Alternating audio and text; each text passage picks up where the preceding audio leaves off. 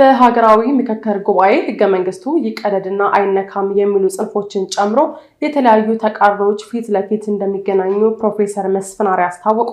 ባለፉት ዓመታት ሀገራዊ ምክክር ለማሰናዳት ሲንቀሳቀስ የከረመው የሀገራዊ ምክክር ኮሚሽን ዋናውን የምክክር ጉባኤውን ከሐምሌ 8 2018 ጀምሮ ማካሄድ እንደሚጀምር መግለጹ ይታወቃል።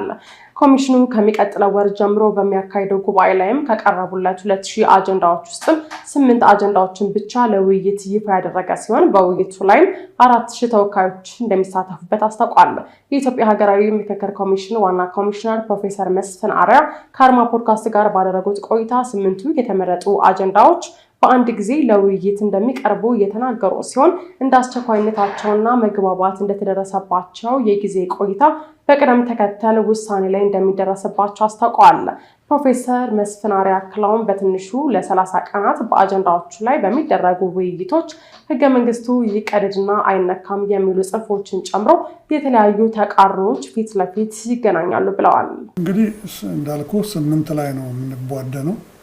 8ቱም አንዴ ነው የምንሄድባቸው። 8 አጀንዳዎች ናቸው። ቀላል አጀንዳዎች አይደሉም እና የተወሰኑት እንደዚህ ሎው ሃንጊንግ ፍሩትስ እንደሚባሉት ከዛው ከውስጣቸው ቶሎ ምክር ሀሳብ የሚሰበሰብባቸውም ሊኖሩ ይችላሉ። እኛን ቶሎ ወደ ህግ አስፈጻሚ ወደ ህግ አርቃቂው እና ወደ አስፈጻሚው ወይም ህግ ተርጓሚው እንልካቸዋለን። የሃይማኖቶች ጉዳዮች ከሆኑ ቶሎ ከተደረሰባቸው ወደ ሃይማኖቶች፣ ፖለቲካ ጉዳዮች ወደ ፈጻሚዎች፣ ወደ ፖለቲካ ተቋማት እንምንልካቸው ይኖራሉ። ሌሎች ግን ቀስ እያሉ የሚካሄድባቸው ይኖራሉ። እንግዲህ እኛ ይሄ ሀገራዊ ምክክር ጉባኤ መቼም ዝንተ ዓለም አይሰበሰብም 4000 ግን በትንሹ 30 ቀናት ይሰበሰባል ብለን እናስባለን። በዛ በ30 ቀናት የደረሰባቸው ወይም ያገኛቸው ምክር ሀሳቦች ሙሉ ተሰብስበው ወደ ተርጓሚዎቹ ነው የሚሄዱት። ከዛ በኋላ እኛ ስራ ምንድን ነው? በትክክል ቅቡልነታቸውን እናያለን።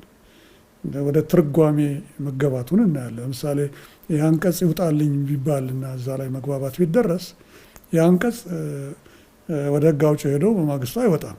የራሱ ሂደት አለው። ግን በትክክል ቅቡልነት መኖሩንና የክፍል ህግ አውጪው ምን ላይ ደረጃ ላይ እንዳለ በየጊዜው እየተከታተልን ለህዝባችን የምናሳውቅበት ሂደትና አሰራር አለ። ወይም ደግሞ በትልቁ ይሄ ህገ መንግስት ጫፉን እንዳይነካ የሚል እንዳለ ሁሉ ይሄ ህገ መንግስት ይቀደድ የሚላል አንፈልግም፣ አዲስ እናውጣ። ስለዚህ የሁለቱም ጥያቄዎች ምንድነው የሚያሳየው? ህገ መንግስቱ ይታይልን ነው። ስለዚህ በህገ መንግስቱ ይታይልን ምክንያት እነኚህ ሁለት ጽንፍ የያዙ ማህበረሰብ ክፍሎች ይገናኛሉ አብረው። ሐምሌ 8 2018 ከሚካሄደው ጉባኤ አንድ ሳምንት ቀደም ብሎ ለተሳታፊዎችና ለልሂቃኑ እንዴት መዋየት አለባቸው፣ መነጋገር፣ መደማመጥና መግባባት ማለት ምን ማለት ነው የሚሉትን ጨምሮ በተለያዩ የቅድመ ውይይት ጉዳዮች ላይ ስልጠናዎችና ስራዎች መጀመራቸውንም ጠቁመዋል። 1234 በሚሆኑ የኢትዮጵያ ወረዳዎች ውስጥ በመሄድም አጀንዳዎች መሰብሰባቸውን የገለጹት ፕሮፌሰር መስፍን አርአያ በዚሁ ሂደት ውስጥ ለምንድነው ወደ ወረዳ የሚካሄደው?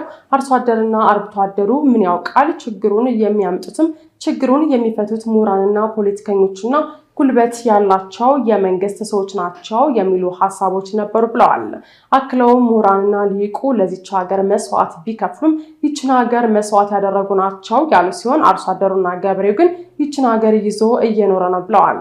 ስለዚህ ስለ ሀገራዊ ምክክር ሲነሳ የሚቀርቡ ሀሳቦች ነበሩ። ምንድነው ወደ ወረዳ የሚካሄደው?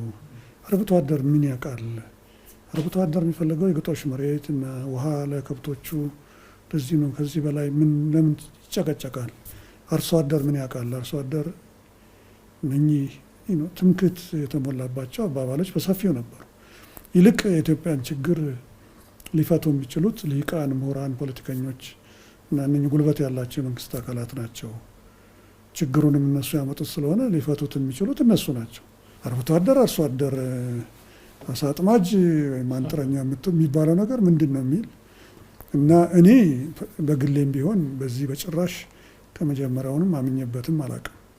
አንደኛ ምሁሩ ልሂቁ ነው እችን ሀገር ለዚች ሀገር ብዙ መስዋዕትነት ቢከፍልም እችንም ሀገር ደግሞ መስዋዕት ያደረገውም የምንለው ልሂቅና ምሁር ከተማሪው ጀምሮ ነው እና እችን ሀገር ግን ይዞ የኖረው አርብቶ አደሮቻችን፣ አርሶ አደሮቻችን ታች ያሉት ከቀበሌና ወረዳ ላይ የሚገኙት ህዝቦች ናቸው አገር ይዘው የኖሩት።